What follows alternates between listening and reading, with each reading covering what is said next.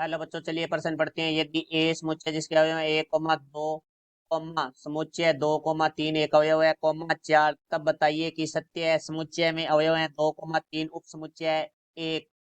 मुख्य अवधारणा, तो हमारा जो प्रश्न है वो समुच्चय से संबंधित है। तो देखो भाई, हमारे पास एक समुच्चय पी है जिसके अंदर हमारे पास अवयव है 1,b, और एक समुच्चय हमारे पास क्यू है जिसके अंदर अवयव है हमारे पास a,b,c।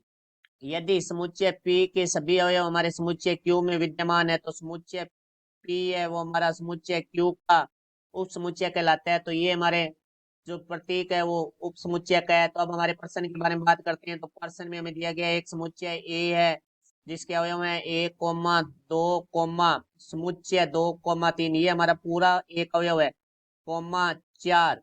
तो अब देखो भाई, हमें प्रश्न में पूछा गया है समुच्चय 2,3 उप समुच्चय है ए। तो यहाँ से देखो भाई, हम देखते हैं यदि हमारा 2,3, दो अवयव 2 और अवयव 3 है वो हमारे समुच्चय ए में विद्यमान है, तो ये समुच्चय 2,3 हमारा ए का उप समुच्चय होगा। तो देखो, 2 तो हमारा समुच्चय ए में है, 3 है वो हमारा समुच्चय ए में नहीं है, क्योंकि 3 है परंतु ये पूरा एक अवयव होगा।